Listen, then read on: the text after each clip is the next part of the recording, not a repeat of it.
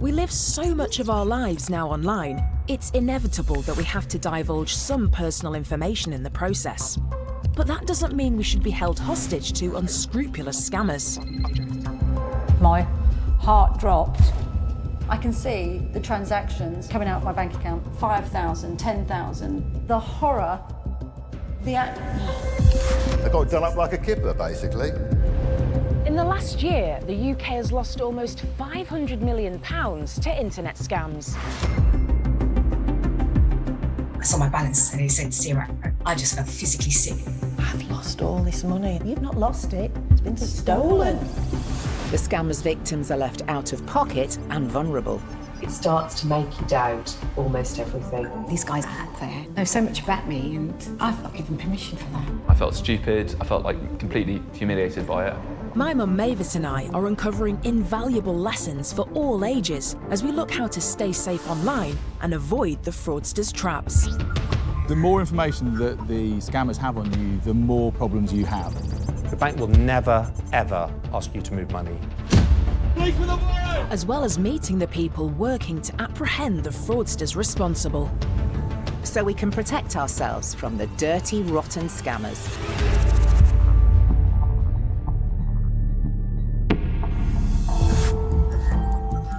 In today's show, we find out how one simple mistake could lead to you losing thousands.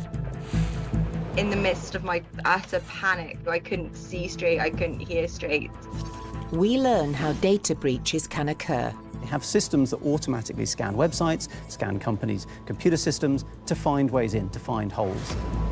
And we'll be joining the Kent Police Cybercrime Unit to discover how a local company was left completely paralysed by a hacker. All they saw when they tried to log on was a cat, which showed what the motivation was at that point. They wanted cash.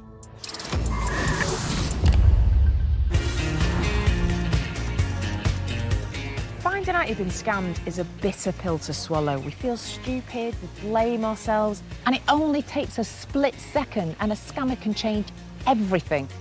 Well, we're meeting up with Sally, who had big plans with her inheritance when her father passed away. But after hackers accessed her solicitor's emails, those plans were tossed into chaos. And now she wants to make sure nothing like this can ever happen again. So what exactly happened? My dad died in January 2018 and both myself and my sister came into a little bit of money. And my dad always wanted to do a project with my husband as a builder. So we thought rather than the money sitting in the bank earning no interest, we'd buy a small property, do it up in my dad's name and make his inheritance grow for our children. We found a house in November 2018. So we instructed our family solicitor, who we'd used for many, many years, to do the conveyancing for us. After completing all the paperwork, the time came to pay and complete the purchase. I get an email, it was from the solicitor, saying we're going to need some funds. Came up with the address of the property I was buying, so I thought, happy days, this is great. They'd sent me the bank details that they wanted the money to go to, so I got home that night, tried to do a transfer for 95,750, which was the price of the little house. But the bank said the maximum you can transfer is 50,000. So I did a transfer for 50. The day after, I had to pay the next 45,750. But in the meantime, the solicitors had come back to us and said, we've got an audit going on at the moment. So the auditors have said, could you please pay the remainder of the balance into this account? Again, a different account, was that? A different account. Sally transferred the remaining money to the new account and thought nothing more about it. A few days later, her bank got in touch. The lady just said, what is this money for? So I said, purchase of a house. So she said, right, OK. She said, the payee bank had said all the money had been paid into an account of a different name. So they just said, is this solicitor's genuine? So I said, yeah, I've known him for about 40 years. I'm sort of second-guessing myself now. I said, well, I'll ring the solicitor and I'll ring you back. Rang the solicitor and I just said to the secretary, I said, yeah, I've asked me for money this week, haven't you? And she said, no, Sally, she said, we haven't. So I said, I've sent all my money, Dear. So she said, oh, Sally, she says, nothing we can do. And all I was told was, Sally, I've been told by my IT guys I am not at fault. Really? Oh my So with solicitors that you've worked with for years? Yeah. What it turned out with investigation down the line was the security on the conveyancing solicitors' accounts was not kept up to date. So there were a number of occasions when hackers had jumped into their account to watch the emails coming in and going out, responded to me as a solicitor, blocked all my responses so they went to them. Monitoring it and then that's exactly what they were intercept it. doing. They were watching and they jumped in at the perfect time to suck you in. Sally was sent into a deep state of shock. I was distraught. To say the least. Yeah. You know, I was in... Oh, Sally. The fact of the matter is it was my mum and dad's money. Yeah. And they worked very hard. Oh. I'm in a great place now in comparison, but it was a very dark place that I don't want to go back to. How's it changed you in a sense of how you think about your data or emails coming in or how you do business? I don't trust anybody anymore. Oh, do you know, isn't that awful? Just because to I don't validate trust everything. myself. Oh. I've lost all this money. You've not lost it. It's been stolen. Sally fought with her solicitors for the next 12 months over who was to blame, and she eventually settled for £55,000. But it meant Sally and her family had still lost nearly half of their inheritance. What has this meant for you and your family financially, though? Because you had plans for that money. Yeah, it just means what we wanted to do, we can't do. But I just have to keep saying to myself, my mum and dad would be proud that I got over half back. Sally sent her passport and other documents to her solicitor, so she's now worried about how much of her personal information the scammers have got hold of and what that could mean for the future.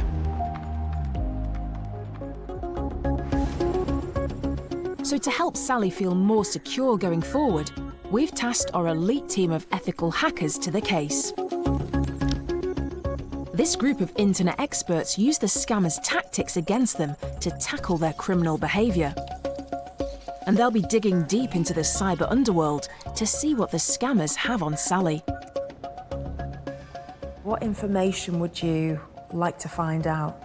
It'd be really nice to know whether my data was safe and secure or whether I have opened myself up to another problem down the line.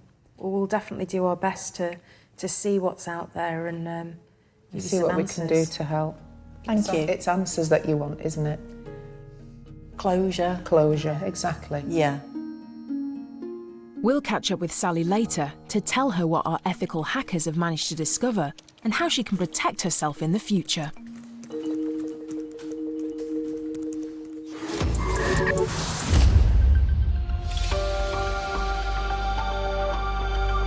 One of the things Sally is most worried about is all the personal information the scammers could now have on her.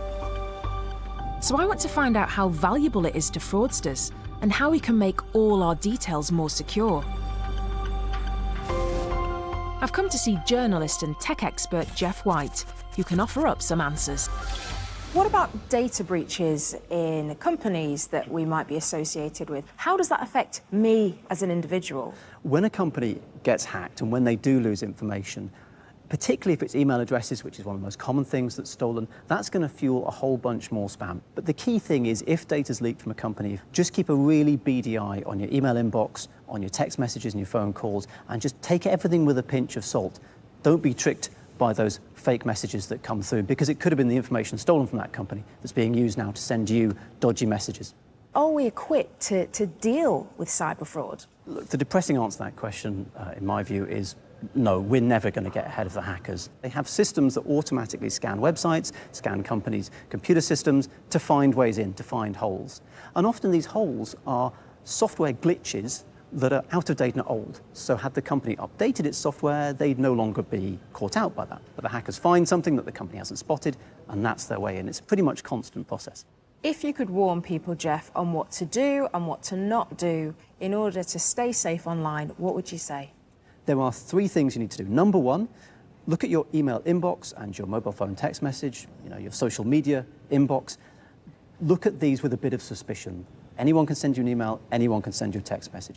Number 2, passwords. Set strong ones, have a number at the beginning rather than a letter at the beginning. That will make your password stronger. And think about using a password manager that does a lot of this stuff for you. And the third one, every month, first of the month, back up your data. Get a little USB stick, stick it in, back up your data, unplug the stick, stick it in a drawer. And if you do those 3 things, you're going to be so much safer than so many other people.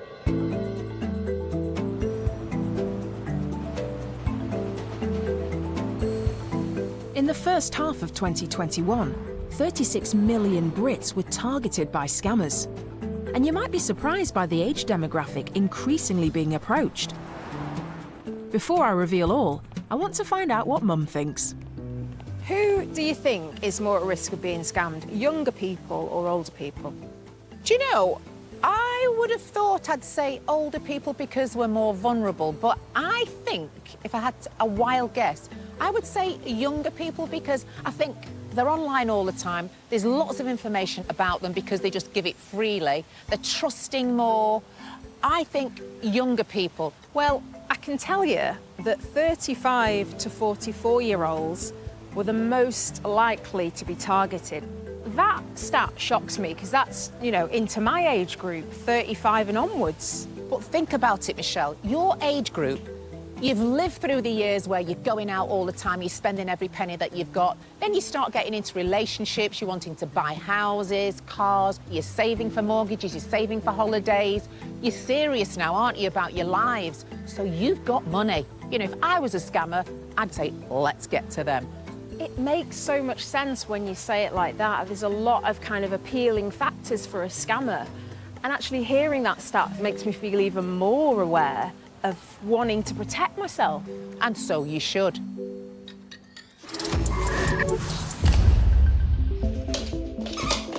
One young person who was recently targeted was 25-year-old student Cariad. In February 2021, she received a message claiming to be from the Royal Mail, telling her she had fees to pay for a parcel. So Cariad clicked the link to pay the charges. I filled out all my details and I didn't think anything of it. And then I got a couple texts saying, have I spent this much at this one place and then this much at another place? And then I got a phone call from a private number saying, this is Lloyds Bank. We're ringing you about the messages we've sent. You've not responded. Can you confirm that it's you? And I was like, no, this is not me. The caller told Cariad that her account had been hacked. They said, if someone's got your account, let's just go through all the details. And then they said, okay, so someone's going to ring you back in an hour to sort this out for you. So in the midst of my utter panic, I couldn't see straight, I couldn't hear straight. I was like, okay. Distressed, Cariad tried to call her bank back, but she couldn't get through. In that time then, I got a phone call back. And then basically they convinced me that because obviously my account had been breached, it would be in my best interest to set up a new account. But the process to do that is to send the money to a holding account. So I transferred money from my Lloyds account in 2 separate payments, roughly around about 2,500 each. And then at one point then they asked me if I had another account for Lloyds, but I said no, I have one with Halifax. The person claiming to be from Lloyds Bank said they needed to make sure that her Halifax account hadn't been compromised too. So he said he would investigate and call back as soon as possible. He rang back and then said, yes, your Halifax has been breached. So I, did the same with that account. Cariad transferred £2,000 from her Halifax account to the so-called holding account to keep it safe. All in all, she had transferred £7,000. After putting the phone down, Cariad went online to check her account. That's when I realised what was going on. Sorry.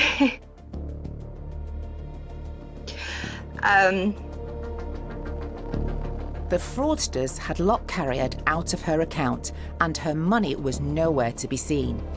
As a student having to live on a budget, this came as a huge blow. She did get £1,000 back from Lloyds, but the remainder could not be traced. The whole experience has been devastating and upsetting for Cariad. You look back and you know better, I know better. And I just slipped. And all it took was one email.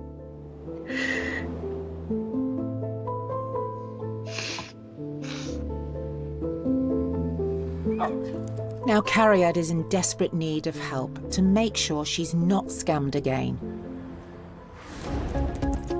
So we've got our team of ethical hackers on the case to find out what the scammers have on Cariad and how she can protect herself in the future.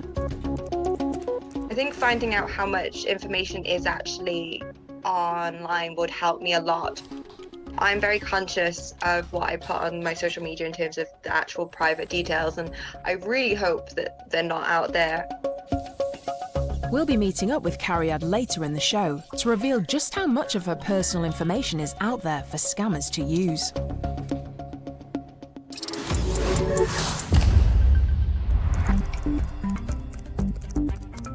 The scam that caught Cariad out all started with a fake text from Royal Mail. Since the pandemic, Action Fraud has seen a dramatic increase in the use of this type of scam. I'm meeting Alex Rothwell from the City of London Police to find out what can be done to prevent others from falling for it.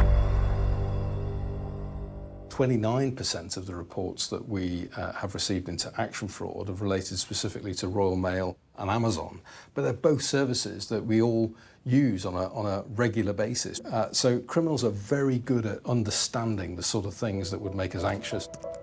So I'd always urge people, rather than clicking on links and then going directly to a page which could be a spoof page, step back a second, have a think about it, and ideally then go directly to the website rather than using the link.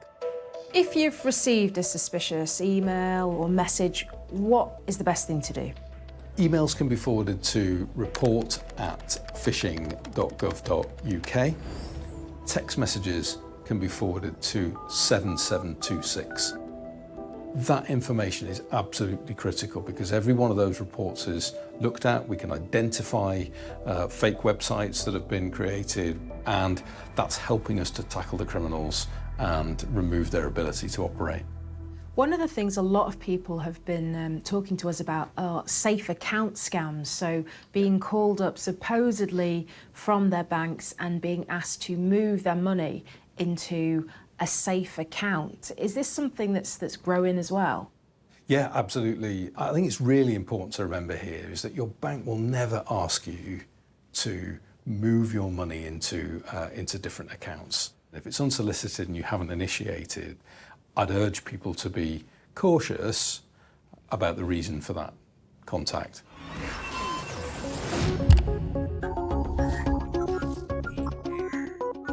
Time to catch up with our ethical hacker, Matt.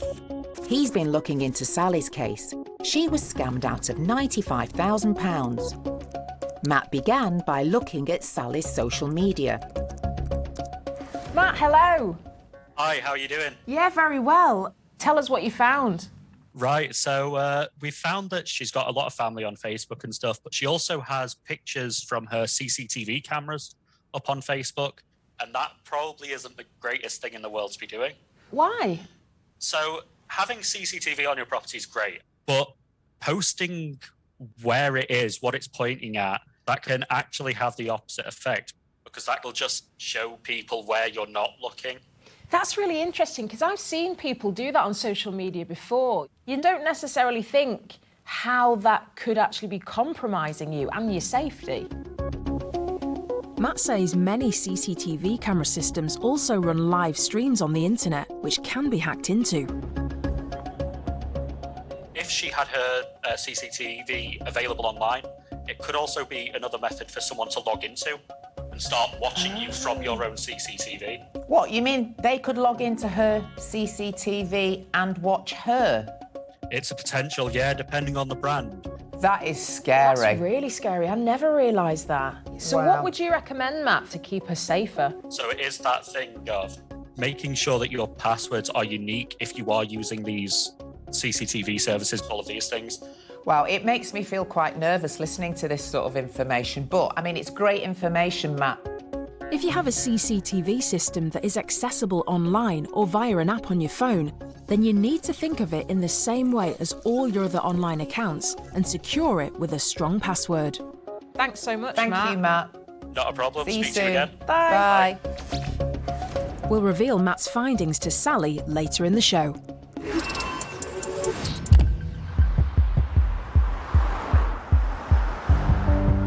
Our ethical hackers often find people's data has been exposed in a data breach, where a company who holds information on you is hacked and your personal details exposed for scammers to use. But what if the company that you work for is the company that has been hacked? 150 staff members of a water cooler company near Tonbridge in Kent experienced just that back in 2018. Kent Police were informed that the company had essentially been hacked. Their systems were down, they couldn't access anything on their computer network at all. So the cyber team went to the company immediately. This was a live critical cyber incident where potentially there was scope for significant financial loss. We identified that the web domain for the company had been taken over, preventing staff from accessing emails, servers, files, or anything. And in fact, all they saw when they tried to log on was a cat, which showed what the motivation was at that point. They wanted cash. The hacker was demanding 75 Bitcoin. Bitcoin is an electronic currency like pounds, dollars, and euros, but without the physical notes and coins. 75 Bitcoin was worth over £500,000 at the time. So the cyber team set about trying to work out who was responsible and why they were attacking this small local business. Now, most people perceive cyber attacks only to be suffered by major companies, but the reality here is this is a local company in Kent who distributes water cooler systems. So to suffer a cyber attack in this way is what I would describe as unusual, almost unique for such a small company. Staff were really worried. Were they going to continue to be employed at the company? Because essentially they were coming to work and twiddling their thumbs. They couldn't do anything because the systems were down. The employees' jobs were now at risk, and alarmingly so was their personal information and even their wages. That's because the hacker had also got access to the company's financial systems. Bank accounts had been set up in the company's name and the company directors hadn't been paid. Alarm bells started to ring. Why hadn't they been paid and where had that money gone? Because it had come out of the accounts. Not only that, but the hacker had started to spend the company's money too. It was identified that an Amazon account had been used to order multiple amounts of goods. There was a drone, photography equipment, all equating to about £13,000. Kent Police started to investigate where the money and goods were going. And they discovered that this was not an international criminal gang holding the company to ransom, but a local man with a grudge. And they knew exactly who, because he transferred the director's wages into his own bank account, which was easily traceable. That was a key breakthrough for us, and in fact, a schoolboy error for him, one which would cost him dearly. The hacker was a former employee called Nicholas Creevy. He was employed as a driver for the company, and his primary role was to distribute water coolers throughout the UK. He became a problematic member of staff simply because of poor timekeeping and poor standard workmanship, so they decided to dismiss him. He was seeking both money and, no doubt at this stage, revenge.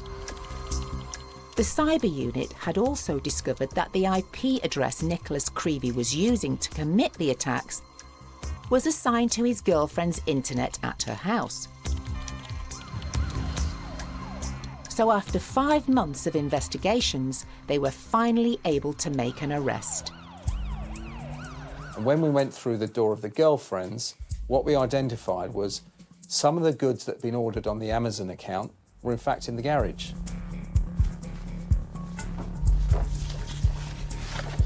So these are the photographs of all the things that we uncovered at Creevy's address. There's a real array of things here. This is a camera lens box containing some really expensive Canon photographic lenses, so there's quite a few £1,000s worth of equipment there. Lots of these he tried to sell on eBay and were actually at the home address, so again, leaving that digital footprint. The police also found the computer he used to create the ransomware that disrupted the company. One would expect Nicholas Creevy to be shocked, emotional, a broken man. But the reality was stone-faced, no emotion, no reaction, and almost as if he knew it was coming. But the police were baffled because Nicholas Creevy had no IT experience. After further investigation, they discovered that he had in fact sought the advice of a former work colleague, Michael Hennessy, who was still employed at the company.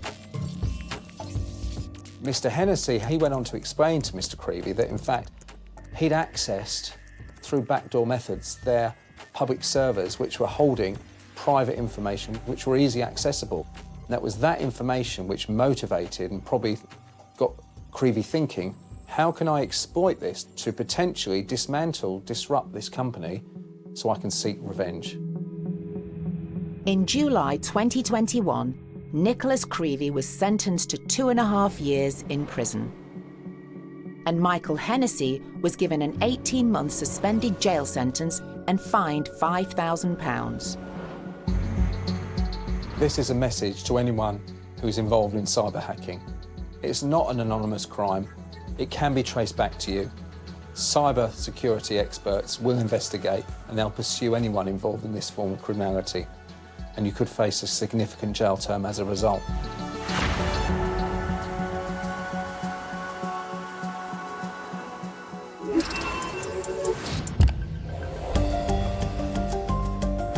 Scammers exploit the fact that we're often more careless online than we are in the real world.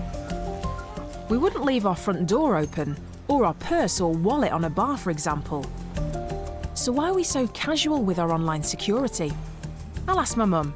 She has an opinion on most things.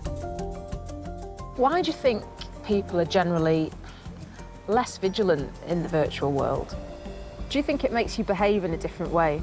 Absolutely. It's like you wouldn't shout at someone in the virtual world and expect them to just smile and say, ha, that was nice. But you don't mind sending horrible messages to somebody and no one can see your face or get back at you. Well, it's almost like there's no repercussions, or there's less repercussions than if you were to have that conversation face to face. Exactly. You can't say face to face to somebody what you can say in the virtual world. But I'm real, aren't I, Michelle? You do realise this isn't virtual. You're not a hologram. Good. If you were a hologram, it's amazing. Yes, I'd be a good hologram. You'd be an amazing hologram.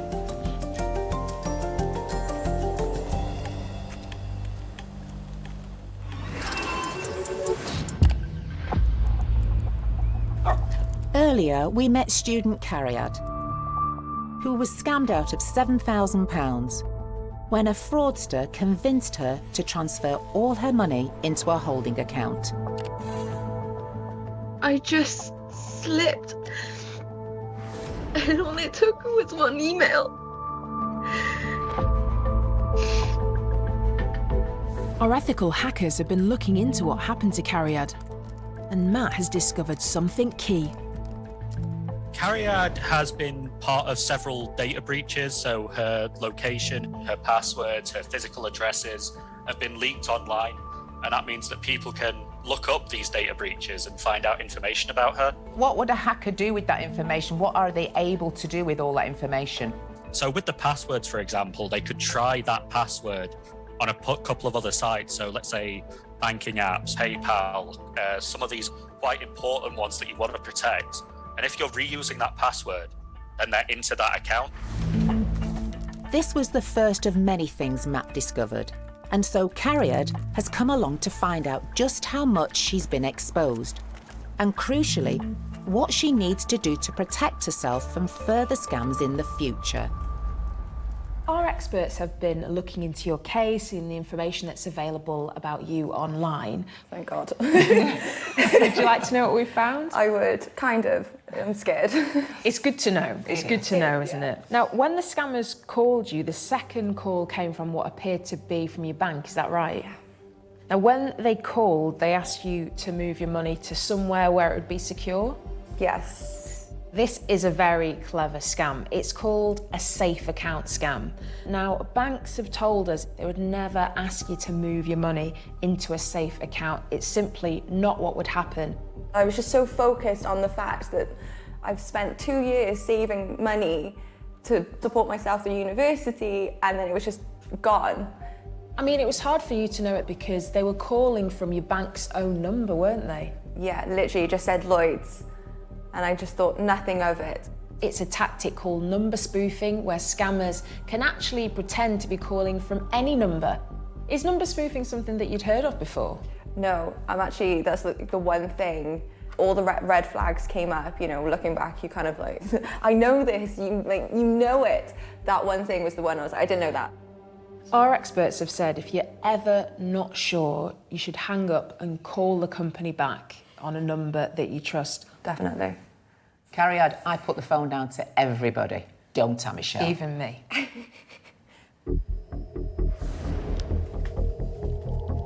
When our team dug into what data is out there on Cariad for scammers to access, they found an alarming amount of detail. Our ethical hackers were able to track down information about all sorts of companies that you use, Cariad, including previous employers, your mobile phone provider, and your electricity and your gas suppliers, even being able to name your gas meter number. What? It's quite a lot of information there, isn't it? Yeah.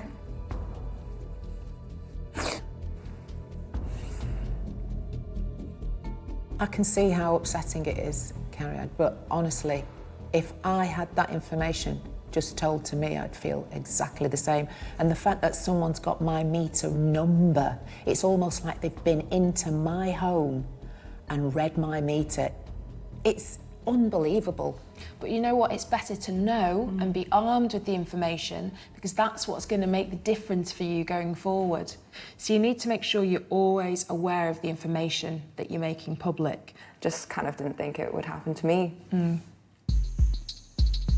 Unfortunately, the bad news doesn't stop there. We do believe that your data has been involved in at least 3 data breaches dating back to 2017. Whoa, okay. So the sort of information exposed in these data breaches, Cariad, is names, email addresses, physical addresses, and more. Yeah. And this is the thing, you know, hackers and scammers can find out information from so many different places and connect it together. And so it starts to slowly build up this bigger picture. Finally, our ethical hackers were able to discover something only Cariad thought she knew. If you want to turn that white card over there. So this is a password that you use for an online shopping company called Shine. Yeah. And if it's an account for online shopping, it obviously involves important information like your bank details. Well, it's just like this endless cycle now, isn't it? Yeah. Who's legit and who's not? Yeah. It can be a very clear prompt for you to start changing other passwords as well as that password. Check out as guest at all times. Yeah. Looks like you want to rip that password I want to up. burn it. Burn it. Well, we haven't got any fire available, but you can actually rip Use it your up. lovely nails. Oh, fantastic. Cariad is taking away a pack full of information on how to stay safe online, and she's leaving much more confident. I think moving forward, I do feel a bit more positive. I feel reinforced. I've got the tools in my pack. I will be using them. I will be sharing them to anyone that wants to ask for help. If one person can watch me and my mistakes and go, okay, I need to buckle up, that will be just the most positive thing.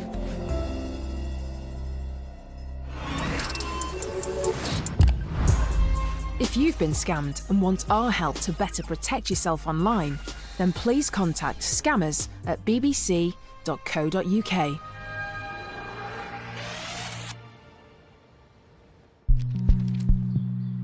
Earlier, we met Sally, who was scammed out of over £97,000 that her father had left her in his will. Sally had wanted to use the money to buy a house, but her solicitor's email was hacked, and she ended up transferring the money to a fraudster. She was left distraught. I don't trust anybody anymore. Oh. Because I don't trust myself. Oh.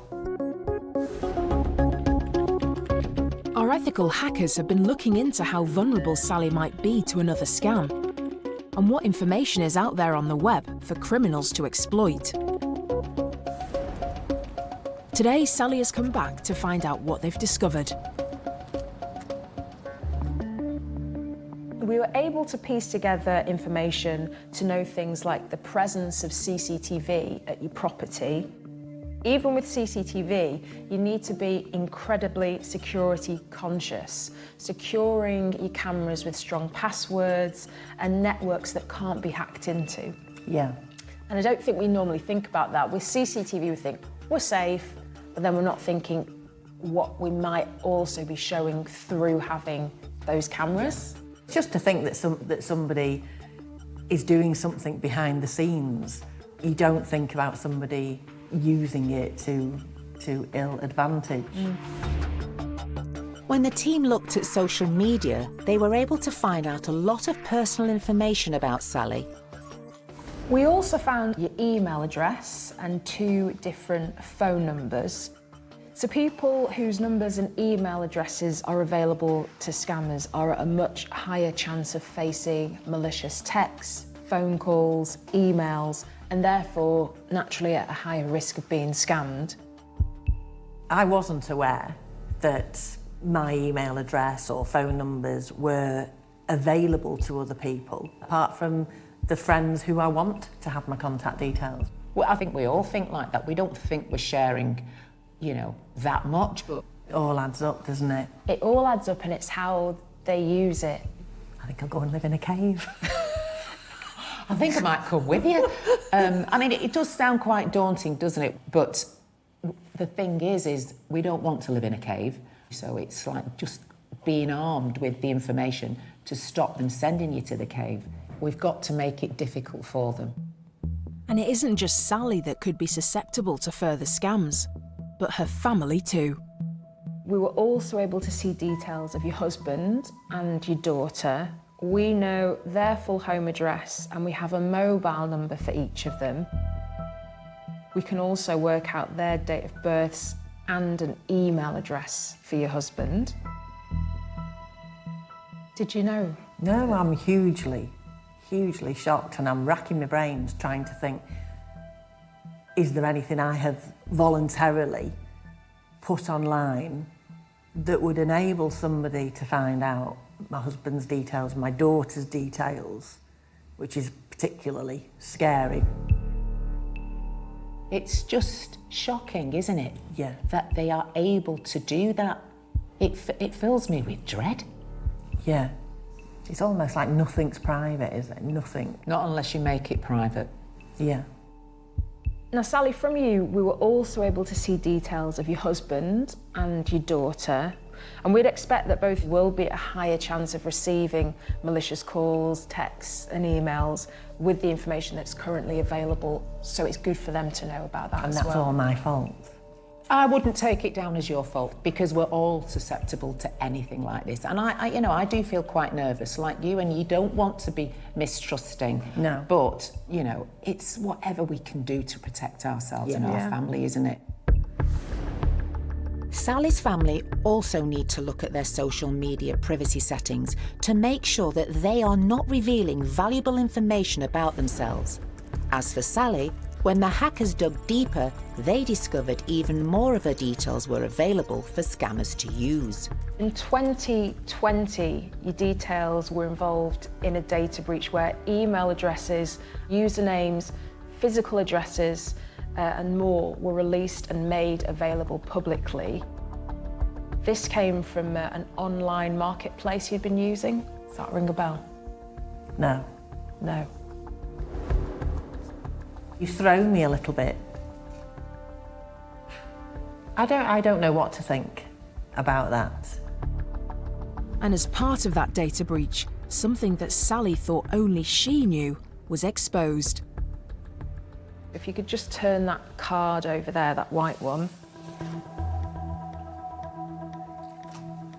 Right. So this is a password that you've used? It is. Are you currently using it?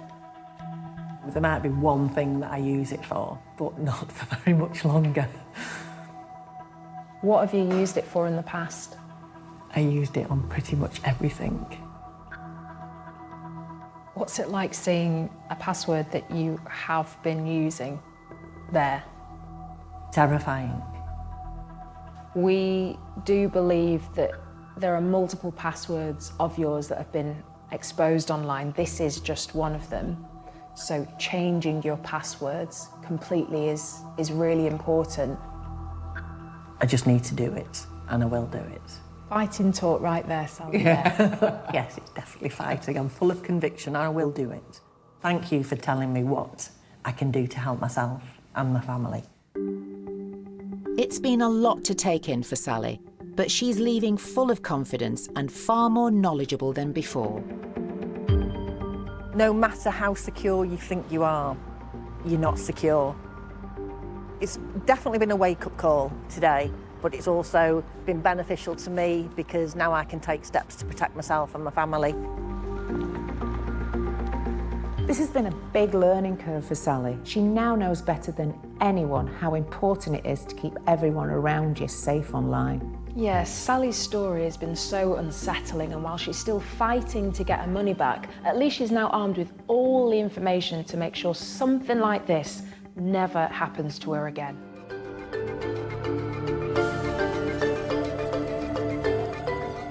Delve deeper into the world of cybercrime and online scams with the Open University. From phishing and malware to Trojans and worms. Head to bbc.co.uk/scammers and follow the links to the Open University. The baddies from Bristol are back for a new series, serving their sentences. It's The Outlaws. Watch now on BBC iPlayer. The baddies everywhere after the death of a journo thrust Sam Ryan into the spotlight. Silent Witness tonight at 9 on BBC One.